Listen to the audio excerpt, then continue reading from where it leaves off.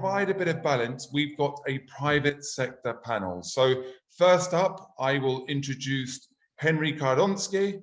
Henry Kardonski is the CEO of Panama Pacifico, which is basically the largest British investment in Panama.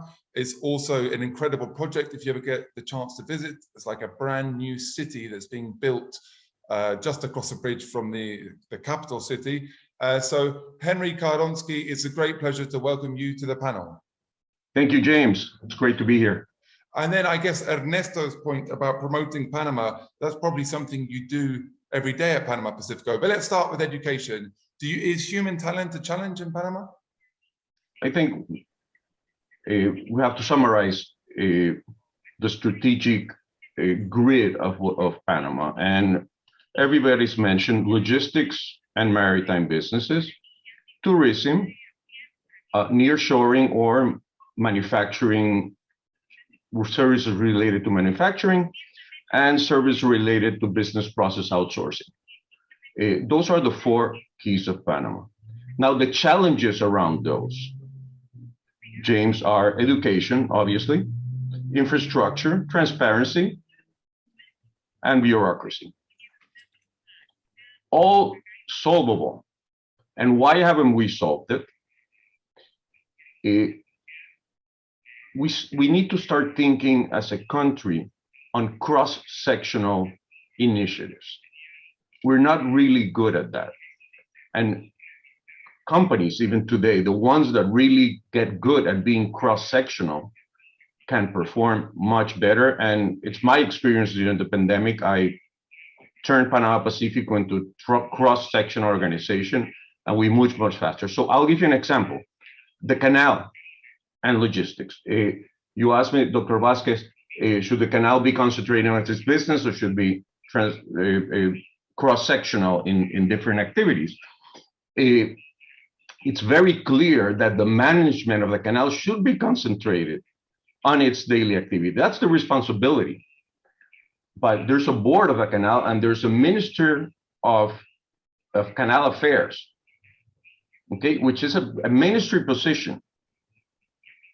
So sometimes we try to make cross-sectional people that need to areas that need to be deeply into their business and concentrated, but the ministry could be a minister of the canal and logistics, for instance. And I'll give you an example with education and logistics. It's all the same. I mean, to talk about education is to talk about good communication between the private sector, the government, and academia. And we haven't been great about that. We've done certain things that are great. One is the formation of the vocational schools. That's an amazing initiative. We see it working. I think the multinational companies see it working. The initiatives of private enterprises in training Panamanian labor force, that's also working, because when we attracted these companies, they started probably with 20% local workforce, and today they are at an 80% local workforce, so that works. The workforce in Panama is not small relative to the amount of business that can be brought here. Universities are graduating technicians, and Panamanians are going abroad to study as well. There's a lot of talent in this country. It's just how you manage the talent, how you train it. And one of the beauties of Panama becoming a country that attracts foreign investment is that we learn from these companies the value of helping your employees grow. So it's a much more, talk about education specifically, I think we need to change a little bit the mindset and start creating in government cross-sectional, and I wouldn't say authorities, but initiatives that really tie to education, to logistics, to transparency and bureaucracy. Also with the grade list, you know, it's sometimes it's the Ministry of Economics alone going to these things. This is for me, the key of education is taking advantage of the knowledge from the multinational companies, the government being committed to that conversation and starting to have talks with academia and bringing in academic institutions from around the world. Henry, everybody wants you to speak about logistics. Although, funnily enough, I've been to Panama Pacifico and I've seen it's a lot more than that, right? Like I've seen tech companies there. Maybe they've got data centers. I've seen pharmaceutical companies, I think. But yeah, tell us, Henry, please include logistics, but also where do you see the opportunities? Well, I definitely think logistics is a sector that Panama has proven itself. It's not just stock. Many years of development of growth. And what you mean is a company starting small, testing Panama, and then growing. Now with the EMA law, you get a completely new angle on this, and it's also a proven proven formula, because we had something similar to the EMA law for the last 10 years. The EMA law was actually based on a lot of the practices of what we learned with manufacturing for export in Panama. We have two very large multinational companies working for a long time and with a successful formula for production and distribution for Panama. So there's no doubt that the manufacturing services formula works.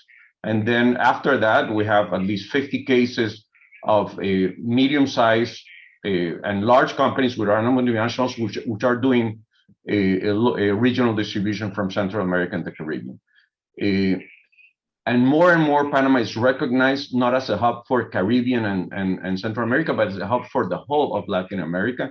And you see that in the nearshoring topic, but also just in the understanding and the difficulty of doing logistics in very large countries like Mexico and Brazil. And today, more and more, we get surprised by the companies devoting even resources from those two large economies, which is where most of the investment used to come, to Panama, which is a stable country, doesn't print money, which is, I think, the most important part about stability in Panama, and its intent, as you hear from all of us, in making the country a better place to do business.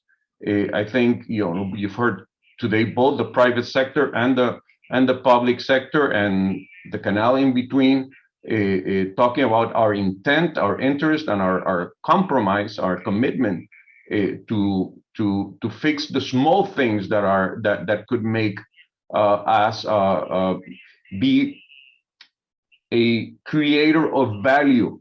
And I think that's, and when you hear Panamanian stuff, we understand our vocation for service and for adding value. I've heard that word from Dr. Vasquez. I heard it from Gisela, and this just that mentality for a country is something that makes us different. Other sectors, maritime, still a growing sector. There's much and much more in services to ships and from ships. The port system has strengthened this year. It should continue strengthening, and probably something we could develop, and that is with data from the canal, a little more on what are the opportunities there in what kind of besides bunkering and everything else, other products that we can store here in Panama in bulk.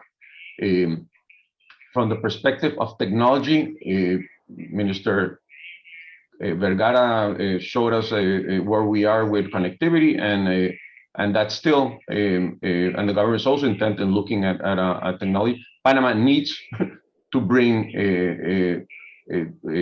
itself up, and that's with academia into more in the research and development. Ciudad del Saber in this case is doing an amazing job, but I think we should all partner with those initiatives and make it a national initiative, not to stay only there. With regards to logistics, the only thing that surprises me is that an infrastructure that is so key to the development of logistics, a promise for the last 10 years of this government, the new bridge over the canal.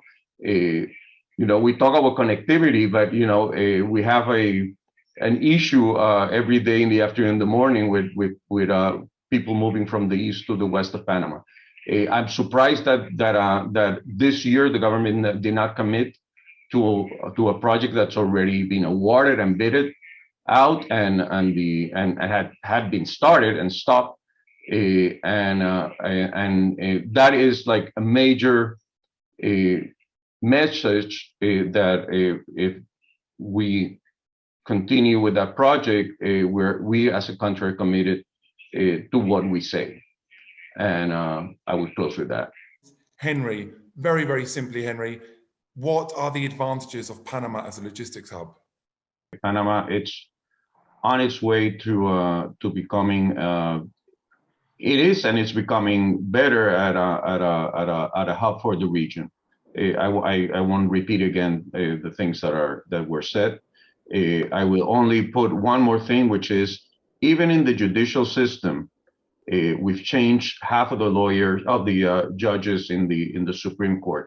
We need to recognize that, and we're. I think you can't clean the Supreme Court in one day, but it's tenured appointments. I think that screams the Panama is organizing itself, and I would say that the name of the word is commitment to creating value for the world, and that this is what we're doing here in Panama, and this is what we're doing at Panama Pacifico. And any investor that comes to Panama will immediately understand that and appreciate it.